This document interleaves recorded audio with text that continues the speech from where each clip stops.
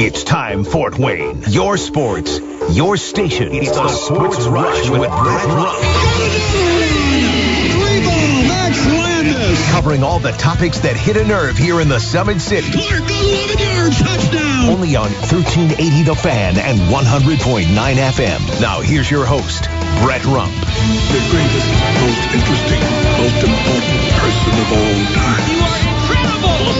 Over and wide. Yeah, well, you're half right. What is this, amateur hour? This is going to be huge. I believe this is going to be our finest hour. Just when I think you've said the stupidest thing ever, you keep talking. I think that's the worst thing I've ever heard. That boy ain't right. The simplest way to put it, I have problems. Welcome to the alleged show.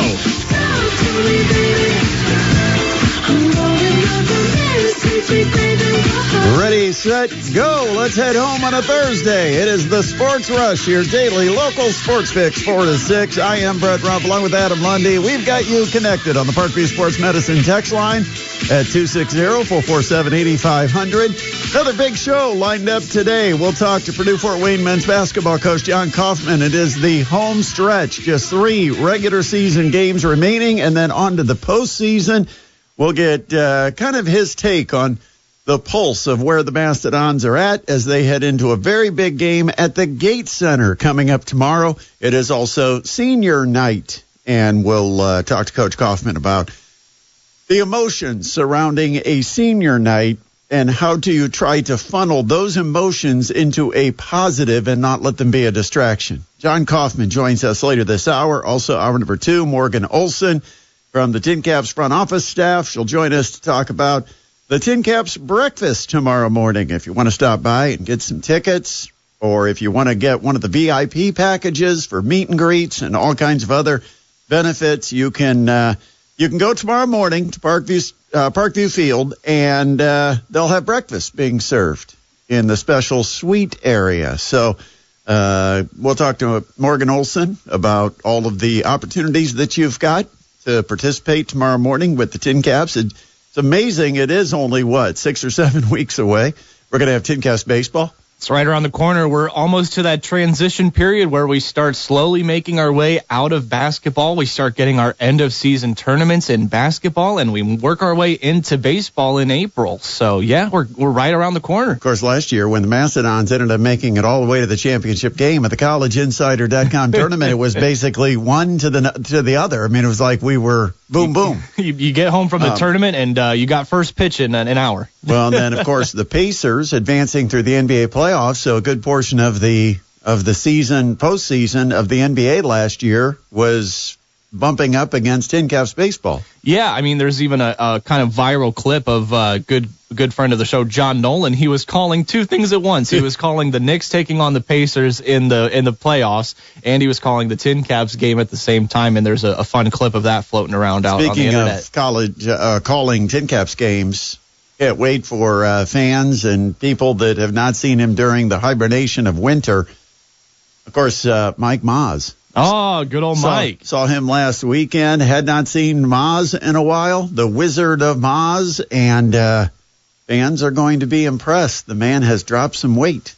Yeah. Now, you never want somebody to lose weight just because they've dealt with some health issues and all. But let me just say, looking good, Mike. Looking good. Looking svelte, and he's ready. I mean, he's in top form for this season coming up now. Oh, always. He's had a killer off season, as you could say. Always. But anyway, we've got Morgan Olson that'll join us. Also, it's our regular day with Eric Dudekevich. Seems like we've not had Doot on our regular day for a couple of weeks. But yeah, here we go with a Thursday of Doot. And we'll go to Duteville to talk about boys basketball tomorrow night and highlights of what he expects from the semi-state coming up this Saturday. Duteville, I think that's just southeast of West Lafayette. We're heading to Duteville at 5:35 this afternoon. Looking forward to that. What a show. A lot of NBA news today. You know, sometimes I put the show plan together and it's all based on things that maybe happened last night or anything that broke overnight. But, I'm out just doing my thing, driving around today, and get into the studio, and I get a whole rundown of all the NBA news that's happening. And I'm like, okay, I did not know about this. There's probably plenty of other people that are like me that have been out and about or busy with their jobs that did not realize what an active day it was in the NBA. But first of all, the biggest news, I think, starts with Victor Wembanyama, and he is going to be out. Now, is that indefinite? You've got to fill me in with the details because you were able to follow the story. I wasn't. Yeah, basically, I can tell you that he is shut down for the rest of this season. As far as next season goes, the team is optimistic that he will be able to join at the start of the 25-26 season. But basically, it's a form of a blood clot in his shoulder that was diagnosed there for Wembanyama. What it is called is a deep vein thrombosis. Which I've heard of, but I didn't really know how to describe it. But yeah, and it's in his right shoulder. And apparently he had been feeling kind of under the weather following the All-Star game over the weekend. Symptoms persisted. He went under a bunch of tests, and they found the clot. So thankfully they did find it. Wow. You know, you always wonder how many people like me that don't go to the doctors on the first sign. I mean, it's like sore neck, sore shoulder. Yeah. You know, my knees are giving out. Don't go to the doctor. Figure, well, part of getting old, or, you know, and here's somebody with a full medical staff that's able to find something that can be somewhat serious. I mean, I would imagine that if that blood clot slipped and ended up somewhere more critical in an organ or something like that, it could potentially be fatal. But, you know, that, you know, you get it in the brain, and I imagine that's what ends up being a stroke. Or if you get it in the heart, it could probably take care of you right then and there. So yeah, that was definitely the biggest news. And as a result of, you know, missing the rest of the season, Wembanyama is now ineligible for any of the after season awards because there is a minimum amount of games you have to play. Did you say ineligible? Ineligible. Yeah, I also know that your exchange student that was with you 12 years ago is like a rocket scientist, and here you are producing the Sports Rush. Things change. Yeah, he must have learned a lot more in those days than you were learning. Yeah, he figured something out at Snyder that I didn't. But yeah. Where was he from? What country? He was from Germany. So and I didn't realize you've had a long relationship with exchange students. Yeah, back when I was in middle school, we hosted from Germany. We had a guy from Turkmenistan, and briefly we hosted a young man from China. So yeah, that's pretty cool. And yeah, actually now my mom, you know, she's living on her own, and she's hosting a girl foreign exchange student from Switzerland. Huh. So, yeah, she's something she likes to do. She likes to give the chance. It gives her company, and it's beneficial. Absolutely. So you've got another rocket scientist going, your mom just wants to be able to brag about her kids, so she has to go get them from foreign countries. Can't brag about me.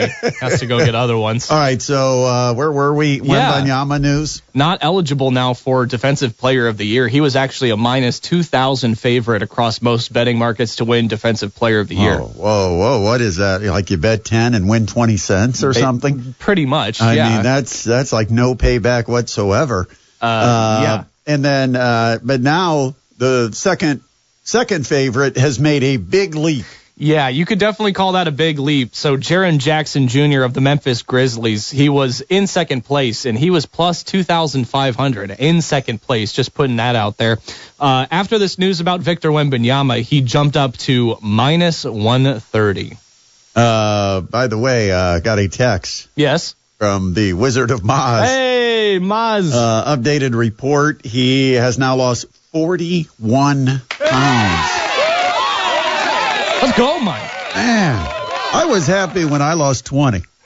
He doubled you. And I gained 10 of it back. So, man, I got some work to do. Oh, congratulations, Mike. Looking forward to the season. Yeah, love to see that. It's never too late to really focus on trying to improve your overall health.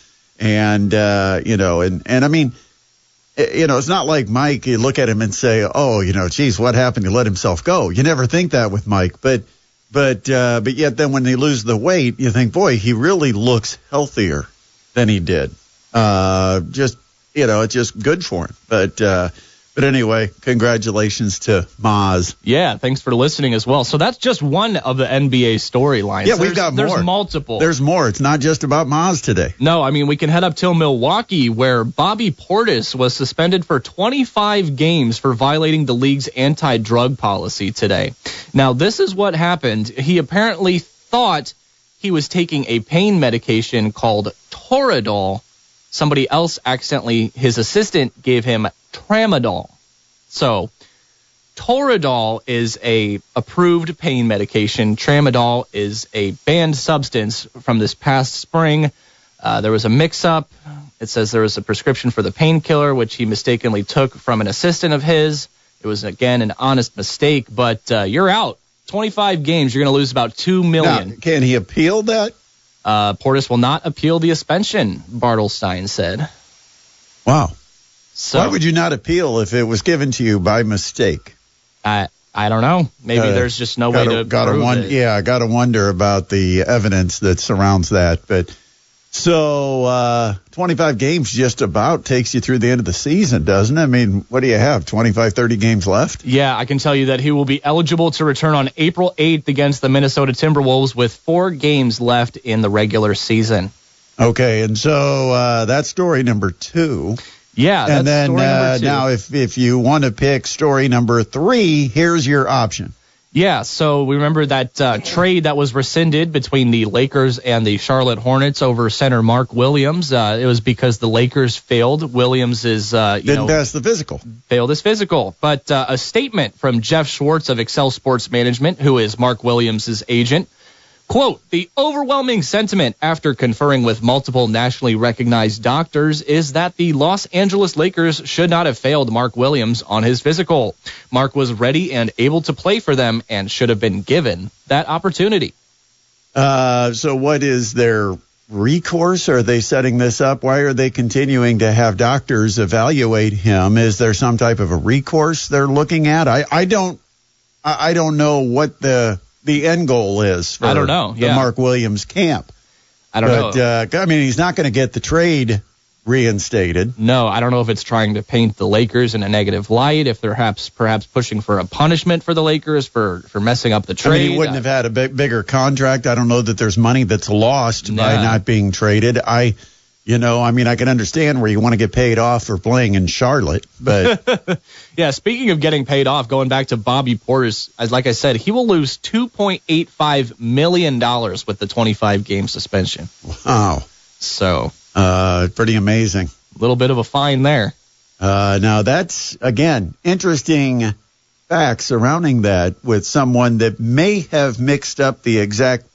And I wonder if it's one of those that was handwritten by a doctor, because if it was in a doctor's handwriting, I could see the difference between tramadol and tramadol or whatever it was. Yeah. I could see, because you can't read a doctor's handwriting anyway. Right, yes. So, I don't know, tramadol, Toradol, yeah, whatever it's called. All right, 260-447-8500. That's the Parkview Sports Medicine text line, 260-447-8500. Of course, we also learned that the numbers are in, and the NFL is going to jack up the salary cap, and more than expected. Everybody thought that this would be the year that you'd see the increase, and it looks like it's going to go up even more than what was expected. And the Colts are sitting on an option with a few players where they could dump some salary, and they could end up with, what is it, $60 to $80 million available in cap space? Yeah. I mean, you're talking about the opportunity to go out and get a good safety, a corner or an edge, and maybe even a pretty good wide receiver. I mean, that fills 3 major holes in this roster. But is Chris Ballard bold enough to go where he has never gone before and work the free agency market? And can they get guys to commit to the Colts? And then the other thing is, if you have some money left over, is there enough to get a tight end out of that deal? Because I think the Colts have had serviceable tight ends, but they haven't had the type of tight end that actually moves the needle. And I don't. By the way, also saw where Travis Kelce is vacationing with his lovely girlfriend. What's her name? Taylor Fast. Yeah. Taylor Brief. Taylor Swift. That's it. Yeah. He is off, and now she's done with her tour. He's done with his season. It's their first chance to really spend some lovely time together in some romantic tropical beach. But the question becomes, is he contemplating retirement? Does he come back? Your thought, Adam, yes or no? Travis Kelce, retirement, yes or no? Ooh, I'm going to say yes. I think he retires. I do too. if he's off with Taylor Swift, with the money she's got, she's probably telling him, why are you playing this rough sport? I'm on TV more than you are. Why are you even going and putting your body through this? You can be my security guard. You can travel with me. But the other thing, too, is his brother retired, and that's got to kind of open up his eyes that maybe it's his time. And, I mean, he also knows he can just, chill and talk with his brother about sports and make millions of dollars doing a podcast. And he could go through the long list of email offers that would be coming into him. I mean, I could see him doing a sitcom. I could see him being a game show host. Oh, wait, he's already doing that. Yeah. I mean, you could see him obviously doing some kind of analyst work with one of the networks. I mean, whatever he chooses to do, but the opportunities are going to be there. Yeah, I mean, we already see Jason already on a lot of the pre- and post-game shows talking about some of the games, so why not have both of the Kelsey brothers up there if that's what he wants to do? But their podcast has taken a bit of a hiatus, and they're not sure exactly when it's going to return. Oh. And they thought maybe the decision to retire or not retire is going to be made before they resume the podcast. So we'll see what comes of that. Definitely interesting stuff. All right, let's go ahead and check what's happening in the world of sports. It is today's top headlines with Adam Lundy. All right, well, some of those basketball headlines. Probably just covered them all, yeah. Not all of them. I have a couple here still for you. Purdue football coach Barry Odom used the transfer portal to bring 29 new players to his first Boilermakers team, but he talked today about how he still plans to make a lot of moves. Quote, the 2025 team's not anywhere close to being what it will be when we start in August, Odom said in a sit-down with media today. We've still got a number of open spots where we'll be very aggressive in the spring transfer market. We'll lose some players, we'll gain players. We're heavily working on building the right roster for what we need in 2025. One more for you today, Brett. Indiana Pacers general manager Chad Buchanan said on a podcast that the team was not looking to make a major move at the trade deadline and laughed at the idea that Miles Turner could be moved. Quote, it's almost comical, Buchanan said. Quote, I'm reading the Miles Turner trade rumors out there at the deadline, and I'm just, where in the world do people get this information? Well, at least the good news is he said he was reading the trade rumors, so he probably wasn't listening to our podcast where we were helping to add to that fire, because I was perfectly fine if they wanted to trade Miles Turner. Oh, I know that. I had no problem with it. I don't think it's even a laughable subject. I mean, when you've got a guy that's going to be getting a new contract and you've got to decide whether you commit to him a lot of dollars and long term and what he's done for the team and what you could maybe get in return, I don't think it's one of those subjects you just sweep under the rug and don't talk to people about it. I think if somebody calls, you answer the call and you see what they're interested in. But, I think if it's a deal that's too good to pass up, you don't pass it up just because, oh, that's laughable, we're keeping Miles Turner. Of course we're keeping Miles Turner. That wouldn't have made sense. But it is your job to listen to and field and go through and decline or accept trades. Yep. Is that it? That's it for today. It would have been a lot more. It would have been a lot more. I stole them one after another from you this whole segment. All right, coming up on the show, Jon Coffman will join us coming up in about 15 minutes. Morgan Olson from the Tin Caps front office will be joining us in hour number 2. Eric Dutkevich to talk high school basketball. Hard to believe this weekend we're going to get the ping pongs a-bouncing because it's time for the boys sectional draw. And we'll talk to Eric Dutkevich about the boys games on tap tomorrow. Most of the conferences have already been decided. And then you also have girls semi-state coming up on Saturday. That's a good time for us to remind you that we will be at Huntington North High School this Saturday for girls basketball semi-state Class 3A with the Norwell Knights taking on Delta. Do you know the nickname of Delta? Eagles. It is the Eagles, and that game will start at 10 a.m., and then immediately following, we will have Columbia City taking on Highland. Do you know the nickname of Highland? Highlanders. No, that would be the Trojans. Oh, okay. And so you've got an Eagles in each game. You've got 3 teams that have the same school colors. I know you're thrilled about that. I'm thrilled about that because it's hard to keep track, not only cheering sections, but, remember the teams when they're all wearing the same color jersey. And as long as no, because it's navy blue or dark blue and yellow. And as long as they don't pull some stunt with blue numbers on blue jerseys, I'll be fine. Because I'm in the upper level. I'll never be able to read the numbers if they do that to me.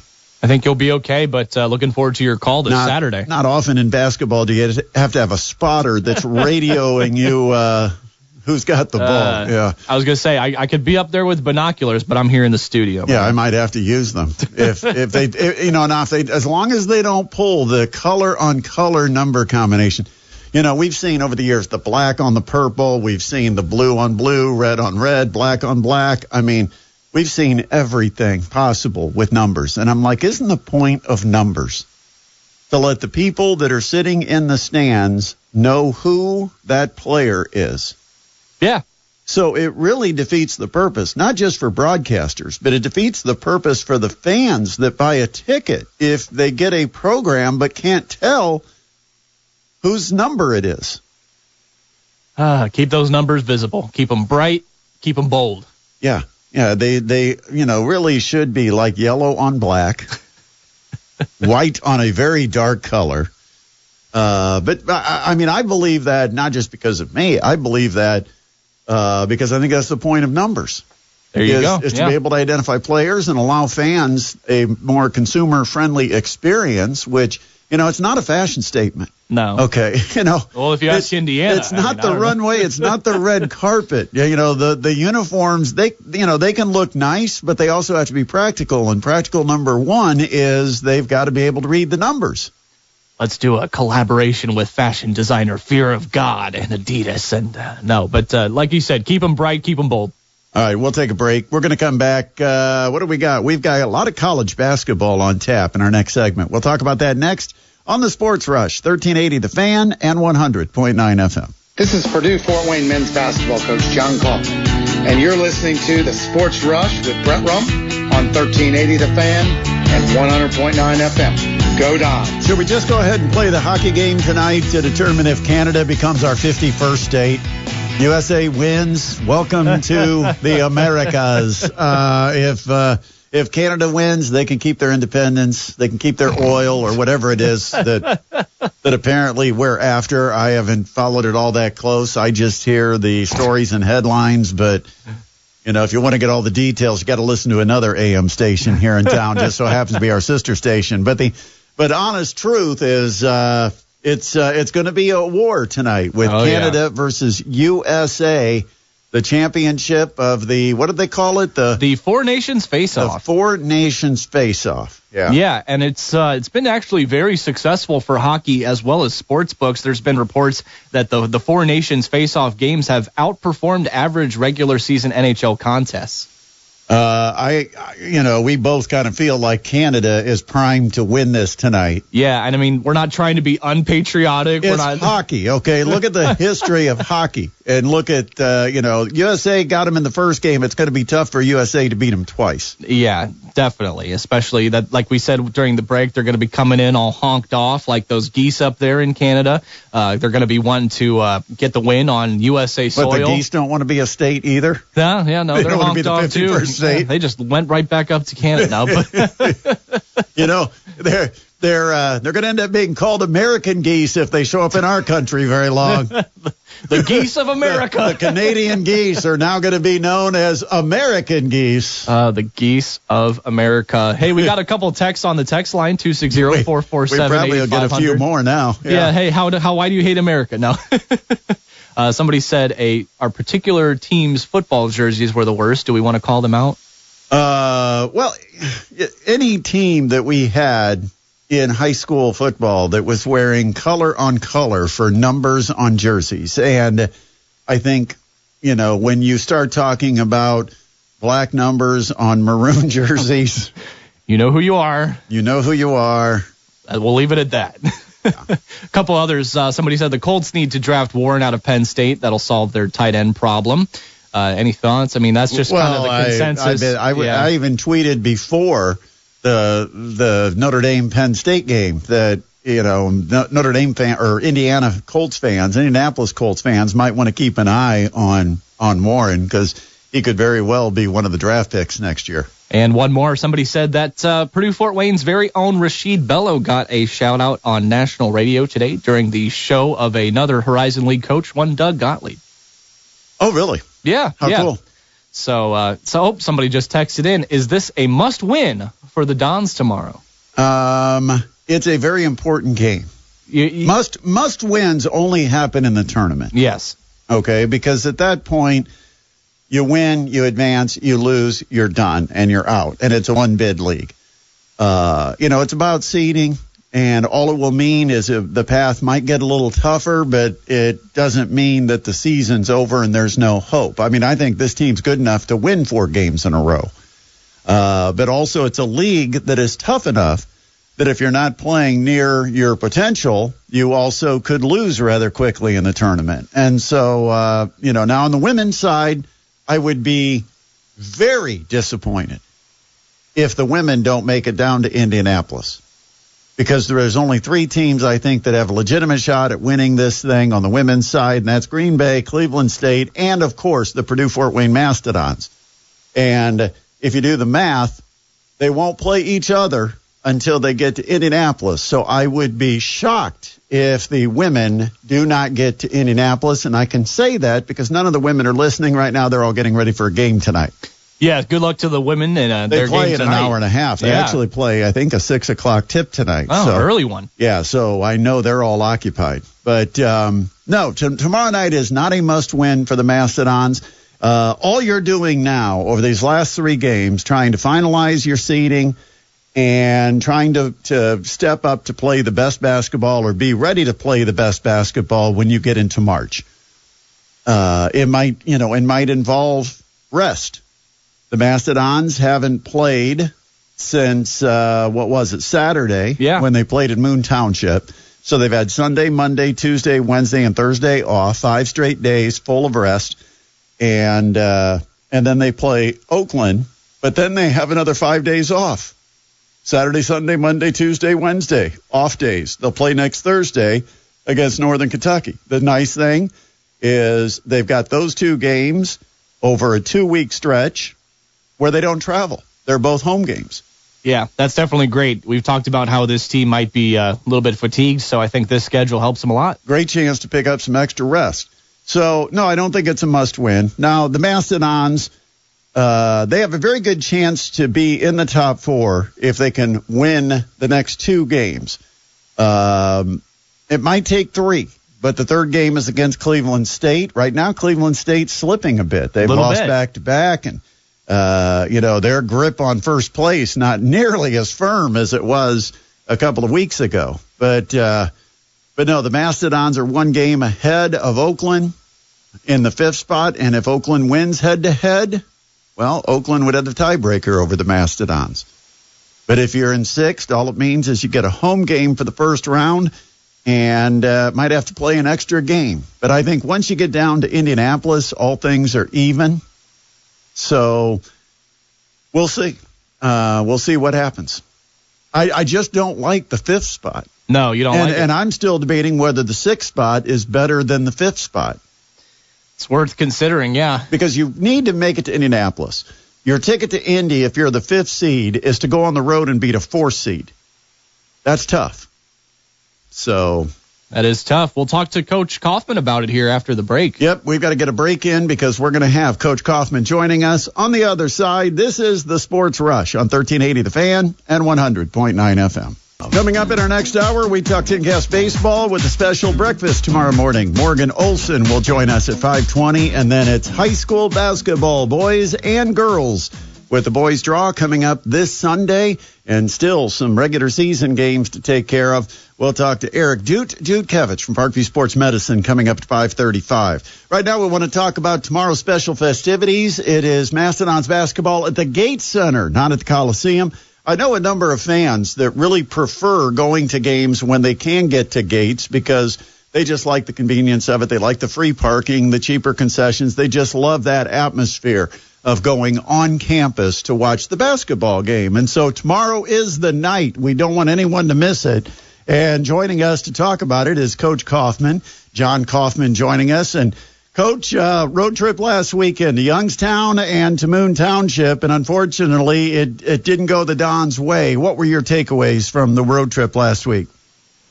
Well, it's Horizon League basketball play. There's some really well-coached teams, some really good teams. Those were two teams that we're fighting with to be in the top four to get that bye.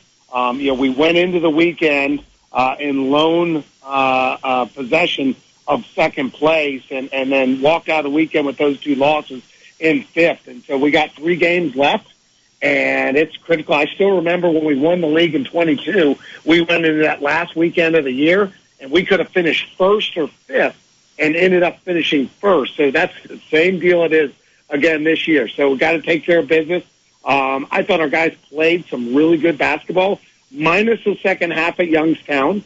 But it's high quality basketball in the Horizon League, and every possession counts. And we talk all the time. We call it touch the lines. You can't come up short when you're running suicide. 2 inches right there, like that's the difference between success and failure. And we talk about that from the summer on, and it really is the truth when you get into league play. Coming up tomorrow, it is not only at the Gate Center, but it's also senior night, and 3 seniors that are going to be recognized. And there's plenty of emotions when you start talking about seniors and what they've meant to the program. There's not as many in college basketball that have spent 4 or 5 years with the same program, but you're going to have a couple that have been around for a long time because of COVID and because of the added eligibility, and then you've got another one who's just been absolutely on fire. When you get to a senior night, how do you, not only personally, but from the team's perspective, how do you try to take those emotions and make sure they turn into a positive and don't become a distraction? Well, that's a challenge. And, like this one, for example, we have another home game next week. This just happened to be on the weekend.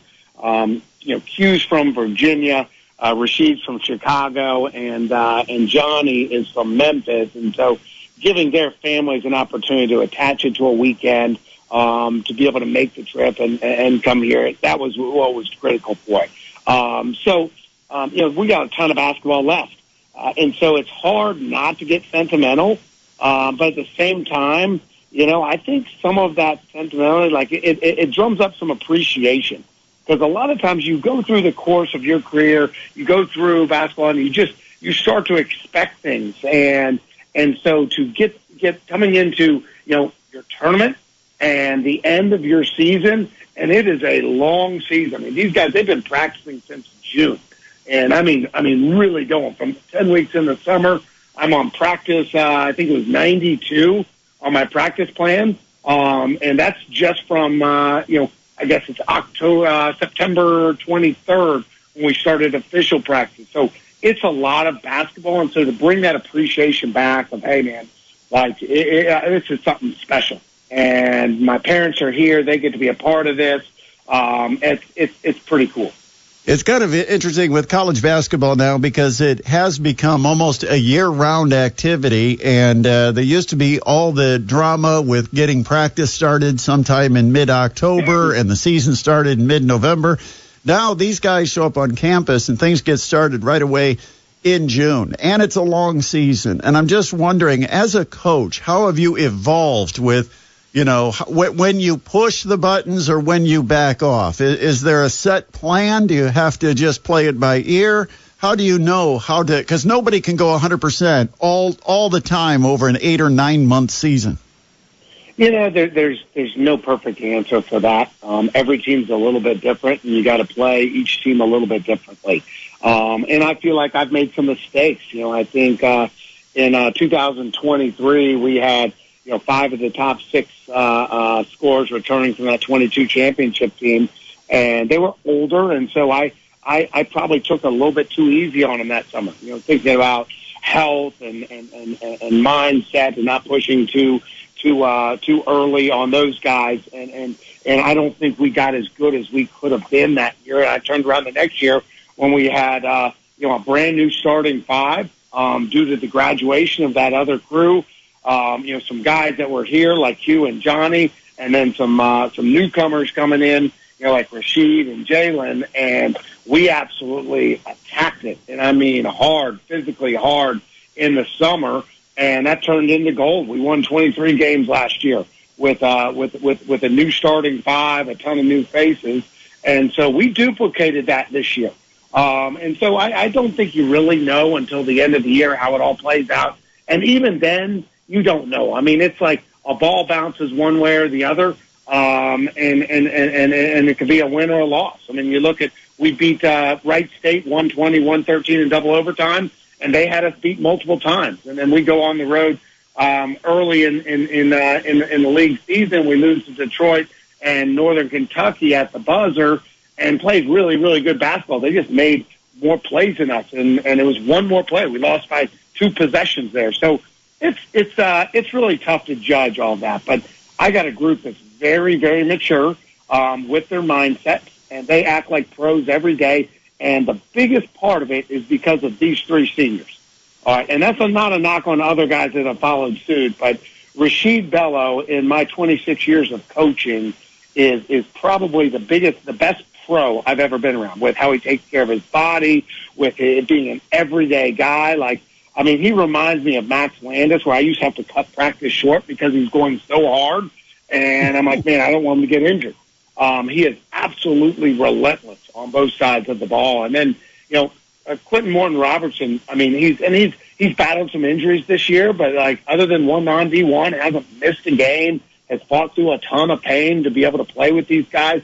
He's such a tough young man. But what I love about him is, he's very quiet. I would have never known this except for last year during our postseason 360 evaluations. I give our guys about 30 questions that they evaluate their teammates, evaluate our program, how we operate, how we develop them. They evaluate me and my staff and our administration, and give us some feedback how we can get better.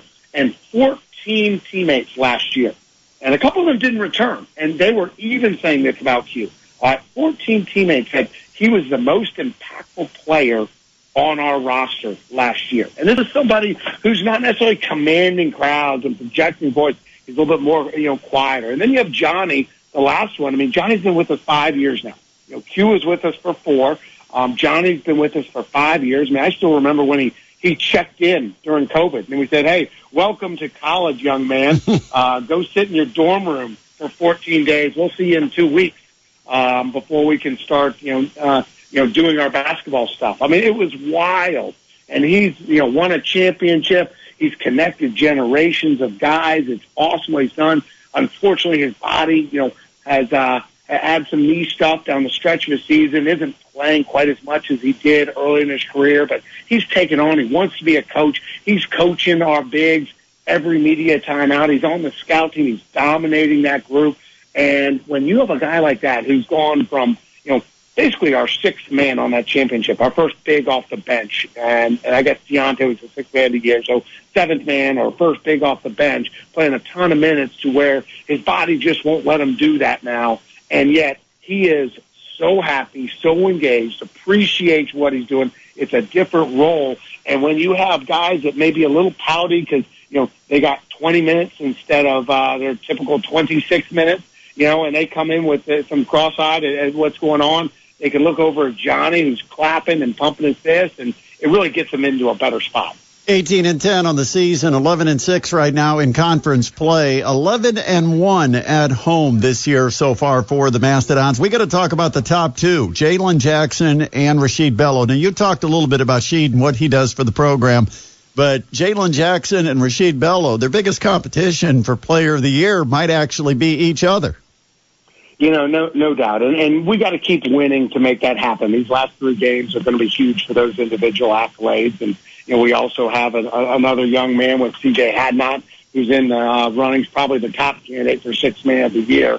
But those 2 guys have been so good playing off of each other, so unselfish. And when you have 2 guys that, you can mix it up, who you're going to make a play call for down the stretch of the game, it's huge. And, they both are point guards. We actually start 3 point guards. So, that's why the ball moves so well when we play the game. And that's why, you're going to see multiple guys getting ball screens in our offense. And we actually got 4 guys with CJ and Q in there that don't need a ball screen to get in the paint. So it makes it a really fun way to play. And that's why we're number one in the league in every offensive category other than offensive rebounds. I mean, our assisted turnover, I think we're number 2 in the country in turnovers. The lowest number of turnovers. Also 3-point shooting, as well as our effective field goal percentage. And all of that's just because we share the ball, move the ball, and both of those guys are elite with that.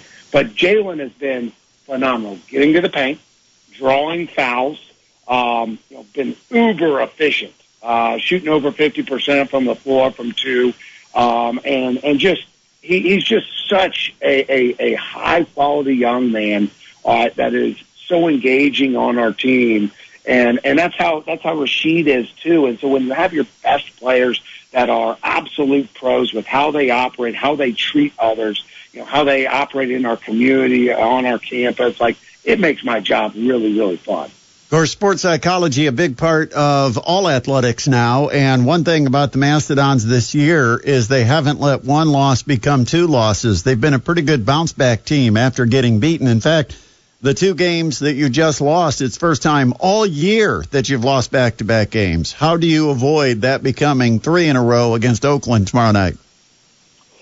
Well, unfortunately, we got another really good team coming in here. I would say sometimes you gotta schedule better, but unfortunately in league play, you don't get to pick your schedule. I think this group has responded well all year because of just how they operate and the leadership that we talked about already. And that's where any team can beat any team in our league. Oakland's coming in, and they're almost the antithesis of us. They're going to play 2 5-men. They're going to go set. It'll be, they're going to try and make the tempo of the game the slowest game in the country tomorrow. And Coach Campy's going to have a sheet of paper that's going to have 150 sets, and he's going to run one every single time down, and they're going to play zone for the entire possession. Now, one of my biggest prides is that the last 2 years, only Alabama and the Dons have knocked Oakland out of their zone. And I take great pride in how we've attacked zones to move the ball, get into the paint, play inside out. Last year at their place in December, we were up 31 with 8 minutes left, win the game by 21, and the ball was just really, really happy. I think we hit 17 threes that night, but it was all really good basketball. I think we shot like 67% from the floor, 67 from 3, and we got to be able to do that again. But if you look at last game, and we dropped the game at their place, 1 possession game down the stretch, free throws extended. We lost 76-72. We shot 48% from the floor, 67% from the 3, and 100% from the free throw line, and unfortunately lost it. And so we had more turnovers than we typically do. We had 13 turnovers. We've been averaging less than 9 turnovers on the year. So we got to make sure that we're taking care of the basketball against their kind of funky zone. But we're going to have to do a better job in our post team. And that's where having Eric Mulder back, he didn't play in the last game, that's going to help. But also when I rewatch the game, we got to be more physical on the ball and make them play from 30 and disrupt. And so they ran their patterns better than we should have allowed them to. They got the spots on the floor, so they were playing into the post more comfortably than we need to allow them. So we got to dictate and disrupt on Friday. Coach, I thought you might be in Indy this afternoon with John Conchar coming in with Memphis. Not down in Indy? I've been texting with them all day. We got a bunch of our supporters going down there. One of the cool parts of being here 14 years is I've watched my kids go through the ranks. They've gone from the CYO, and now I got one playing over at Dwanger, and so he's got senior night. Now he's only a sophomore, but I get to go watch my son tonight. Oh, okay. Well, enjoy that. And one of your other kids from the other family will be playing down in Indianapolis, and I'm sure Mastodons fans that got their auction prizes at the casino night and are down there will thoroughly enjoy that as well. We'll look forward to seeing you tomorrow night. Best of luck, Coach. All right, thanks, Fat Man. Yep, that is Coach Jon Coffman joining us here on the Sports Rush. Got another big hour taking you home on this Thursday. Morgan Olson will join us from the Tin Caps front office. Of course, it's a big year for promotions with the Tin Caps, and Some of the ticket packages include VIP opportunities where you get special exclusive meet and greets, maybe special access to things like bobbleheads, but we'll let her fill in the details on what it means to be a VIP. Those packages will go on sale tomorrow, and you got a chance to buy those in person at Parkview Field and enjoy breakfast. Also, tickets will be sold during tomorrow morning's breakfast event. We'll get all the details when Morgan Olson joins us coming up about 5:20. Also, Eric Dudkevich giving us his thoughts on tomorrow night's boys basketball schedule, the girls basketball semi-state, and the boys basketball draw. It is going to be a packed hour, and it comes up next here on the Sports Rush on 1380 The Fan and 100.9 FM.